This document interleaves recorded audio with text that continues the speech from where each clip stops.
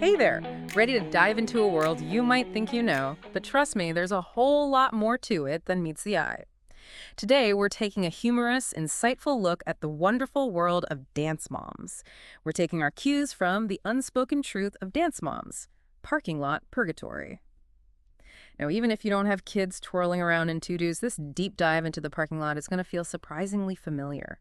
Because let's face it, we've all spent our fair share of time waiting for kids' activities to wrap up. But our source paints this hilarious and honestly kind of relatable picture of how dance moms take this waiting game to a whole other level. They compare a dance mom's car to, you guessed it, purgatory. But instead of angels, it's podcasts and snacks and that one rogue toy that's been missing for months. What's fascinating is how the author uses humor to reveal a universal truth. That in-between time, that liminal space where we're not quite here or there, can be its own unique experience. Well, absolutely. And for dance moms, it sounds like that in-between time really adds up. Get this, they potentially spend double the average person's time in their cars. We're talking 3 million seconds, which honestly sounds made up, but here we are. It's a powerful way to illustrate the dedication, wouldn't you say? And the sheer logistical maneuvering that goes into supporting a child's passion. 3 million seconds, though. That's like enough time to write a whole novel or learn a new language or finally organize those photos on your phone. Although I get the feeling most dance moms are using that time for a little mental rejuvenation, a little me time in the car, right? But that brings up an interesting dilemma that our source highlights. To go home or not to go home? That is the question. Because let's be honest, that drive home, even if it's just for a few precious minutes of peace, can feel like a gamble. Do you race home knowing you'll just have to turn around and come right back? Or do you embrace the parking lot limbo and all its unpredictable glory? You know, that internal debate actually touches upon some fascinating psychology. It's about decision-making under pressure, for sure. But there's also this element of what psychologists call anticipated regret. That nagging feeling that whatever choice we make, we're going to regret it later. Anticipated regret. So basically, we're doomed to second-guess ourselves no matter what we do.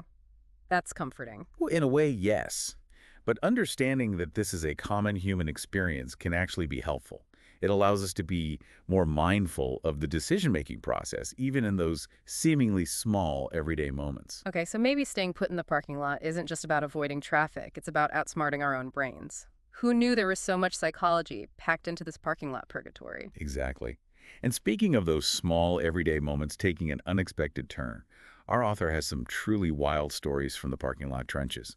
Oh, tell me about it. She holds nothing back in this piece, does she? And this next anecdote is a real gem, a kind of parking lot drama you wouldn't believe if it weren't printed right here in black and white. So picture this. It's a typical night at the dance studio. Parents are scattered around the parking lot, trying to catch a few minutes of peace before the next round of carpool chaos. And then suddenly it hits. Not a dance move, but an actual fight about to go down right there in the middle of the parking lot. It's amazing how these seemingly mundane spaces can become stages for the unexpected. Right. And this wasn't just any parking lot spat. The author describes these two guys stumbling out of a bar next door, one looking a little worse for wear, the other in a full-on Hawaiian shirt like he's ready to hit the luau buffet after this. But instead of a buffet, they look ready to hit each other. A classic case of mistaken identity, perhaps? Yeah. Or maybe just one too many misinterpreted parking lot gestures. Who knows? Yeah. But just when you think things couldn't get weirder, a random bystander inserts themselves into the situation. And get this, they're armed with napkins. Napkins? Like, are they about to offer to clean up the blood? Or maybe they thought a good cry was in order after the first punch was thrown? The author even says she wasn't sure if she was witnessing a fight or some bizarre piece of performance art. It speaks to that sense of unpredictability, that anything can happen, energy that these in-between moments often hold. You're in this suspended reality, and suddenly life throws you a curveball in the form of a near brawl and a peacemaker with a fistful of napkins. Talk about a mood whiplash. But speaking of unexpected twists and turns, let's move on to a different kind of parking lot drama, one that involves a little less brawling and a little more, shall we say, digestive distress. Ah, yes, the universal struggle. Exactly. So our author, in a moment of weakness, decides to indulge in some questionable parking lot pizza, as one does. But as luck would have it, that pizza did not agree with her at all. Suddenly, she's in a race against time in her own body, trying to decide if she can brave the drive home or if she'll be forced to use the dance studio's one and only bathroom. That feeling of panic, those internal calculations, it's something I think we can all relate to on some level, even if the circumstances aren't quite so specific. Right. We've all had those moments where we're weighing our options under pressure, trying to avoid a disaster. It's the ultimate test of decision-making skills.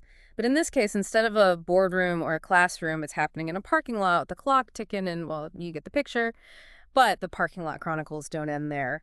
Oh no, we've got one more gem for you, and this one is about as relatable as it gets, especially if you're familiar with the delicate dance of managing a busy schedule.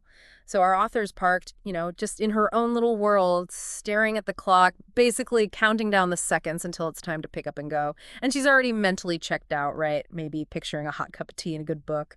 And then bam, her phone goes off that dreaded text alert. Rehearsal's running late. See you in another hour. Oh, man. Tell me about it. It's like the universe just loves to throw a wrench in the works, doesn't it? Seriously.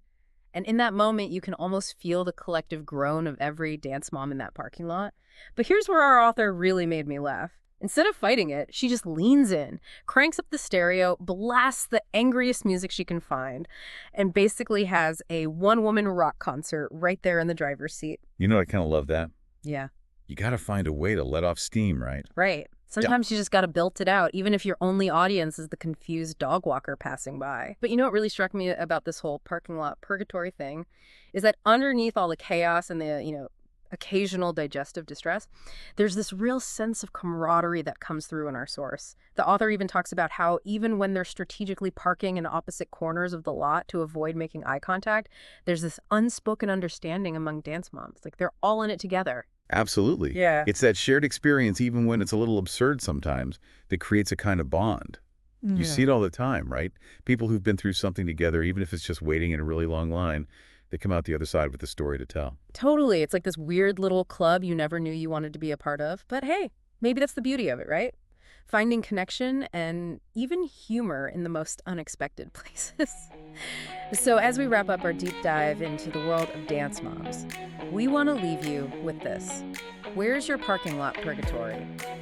When has an unexpected delay or detour turned into something funnier, or maybe even a little profound? It could be anything, right? A doctor's waiting room, a delayed flight, even just those 5 minutes before a meeting starts when you're stuck with your thoughts, and a lukewarm cup of coffee. Whatever your parking lot purgatory might be, we want to hear about it. Thanks for joining us for this deep dive, and we'll catch you next time.